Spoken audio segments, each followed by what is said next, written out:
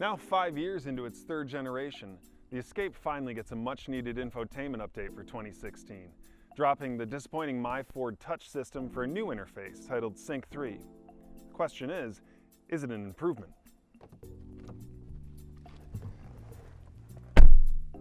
The previous system was a Microsoft-powered affair, and despite the support of that tech giant, the MyFord Touch interface never really found its footing.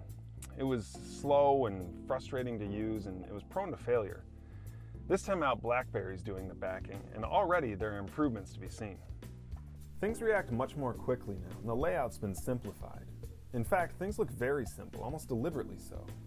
The entire thing has a smattering of Windows 3.1 about it, like they forgot to finish designing it. Partially it's the boring flat boxes and the gentle colors, but it's also little things like resolution and spacing. A bit of spit and polish would be nice. Ford's debuted this new program without the inclusion of Apple CarPlay or Android Auto, the apps that allow you to mirror your smartphone up on the 8-inch touchscreen here. Now 2017 models will have them, and 2016 models that include Sync 3 will get updated later at some point in the year to include them, but what a mistake launching without them already built right in. What's really strange is, while the Sync 3 system is almost arrestingly simple, the rest of the cabin is the exact opposite. It's over-designed and it's almost ostentatious. You know, with all of these sharp angles and lights and aggressive features everywhere, it ends up looking a bit like techno-burlesque. Also, even here in the top-tier titanium trim, things can feel a bit cheap. Now sure, the MSRP for a base Escape is just $23,100, but here in the titanium with the optional 4-wheel drive and the 2-liter turbo and the technology package, we're sitting at $34,975. And things like this can be very palatable at just north of 20 grand, but here in the $35,000 neighborhood, they become a lot harder to swallow. It's especially a shame because the technology package is a hell of a good deal with the HID headlamps, the blind spot detection, and the active park assist.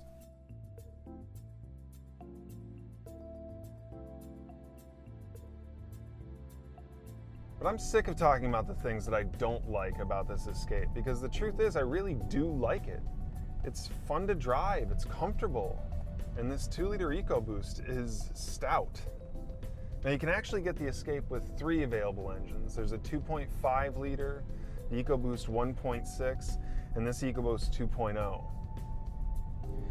Look, there's really no reason to get the 2.5 liter engine, other than that it's the only available option for the base S trim. It makes less power and gets worse mileage than the Turbo 1.6, which still manages 178 horsepower and 184 pound-feet of torque, while still delivering 23 miles per gallon city and 32 highway.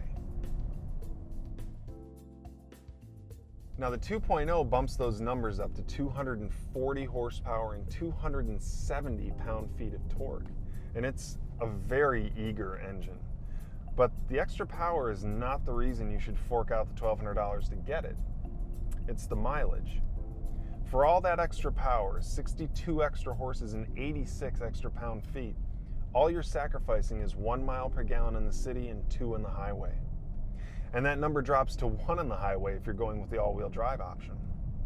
But unless you're dealing with some seriously inclement weather, I don't think all-wheel drive would be necessary. The front-wheel drive does really well, even in the snow, and that just makes the 2.5 liters 168 horsepower, 170 pound-feet of torque, and 22 city, 31 highway rating even harder to swallow.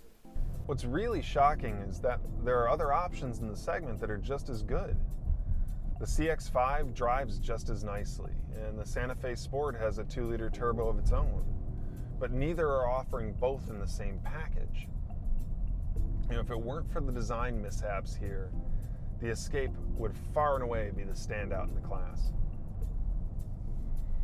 Hey, thanks for watching. Don't forget to click the link in the description to head over to CarGurus and read my full review of the 2016 Escape. And don't forget to comment, let me know what you think, and subscribe as well.